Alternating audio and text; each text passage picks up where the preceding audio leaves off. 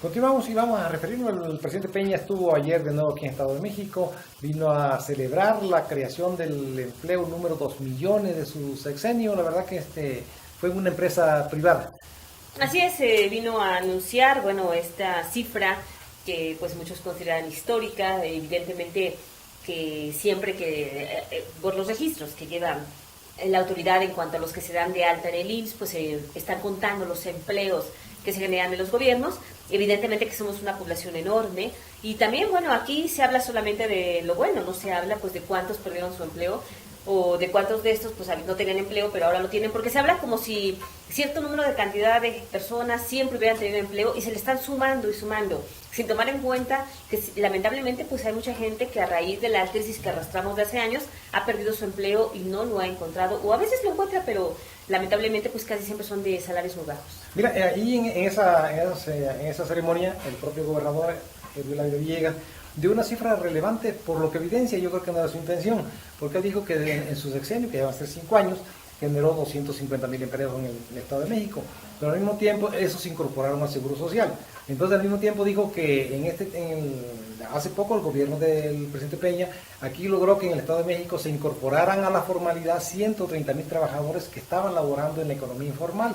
Que si sumamos, si restamos esos 130,000 de los 250,000 que dice que se incorporaron al seguro en su sexenio, pues en realidad nuevas plazas, nuevos puestos de trabajo no fueron 250,000, sino solo 120,000 en 5 años, que es una cifra muy reducida para lo que necesita el Estado. Sí, porque no nos está contando como algo adicional sino que se supone que son parte. Entonces evidentemente que no fueron plazas nuevas como tú mencionas, sino que unas fueron plazas nuevas y casi la mitad fueron personas, más de la mitad que se incorporaron, que ya estaban trabajando, que tienen su empleo y se mantienen en él, pero que ahora pasaron de la economía informal a la formal, es decir, a tener registros, a pagar impuestos. Es decir, es bueno pues que pasen de la economía informal a la formal porque tienen prestaciones, tienen derechos y los empleos siempre son mejores, pero no son los 250,000 que la cifra inicial podía decir. Él lo dijo, yo creo que sin reflexionar, que se estaba contradiciendo con lo que estaba informando. Entonces, evidentemente sí, porque...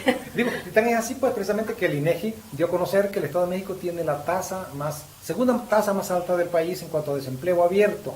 Está en 5.1 y la media nacional es 3.8. Tabasco tiene una tasa muy alta de 7.1, pero nada más que en Tabasco son 2.400.000 habitantes y aquí somos 16.200.000. Entonces, aunque sea una tasa menor aquí, que sea la segunda más alta, pues es muchísimo el mexiquense que está desempleado por una parte, pero además es 5.1 contra 3.8, representa un 30% más de desempleo en el Estado de México que el promedio nacional.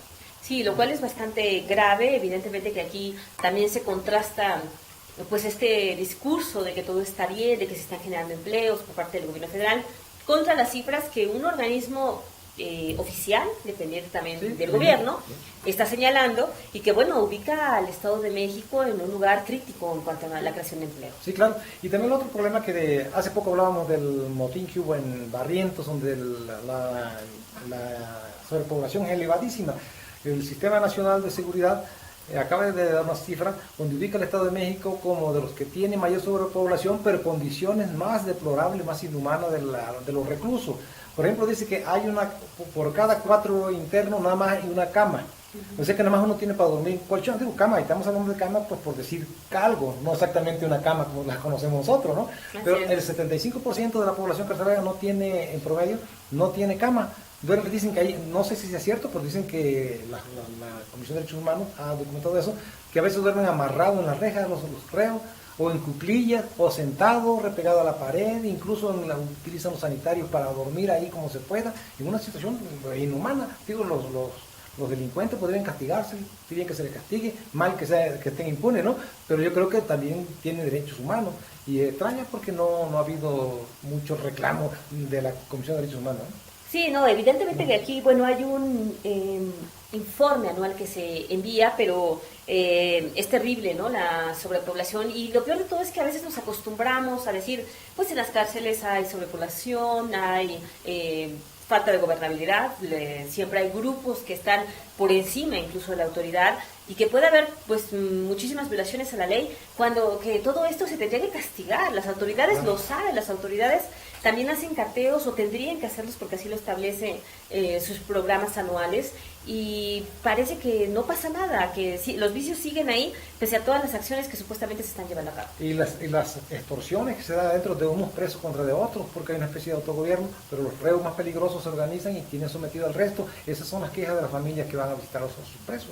Sí, de llamadas que incluso dicen que también se hacen de interior de penales, ¿no? Ya no solamente de los números, digamos, de ahí de los centros preventivos, sino de celulares, que está prohibido que los tengan, que supuestamente hay aparatos que tendrían que estar evitando que exista señal de teléfonos, de cualquier otro dispositivo al interior de las cárceles, y que aún así persisten, ¿no? Así es. Pero bueno, vamos a un corte y regresamos con otros temas.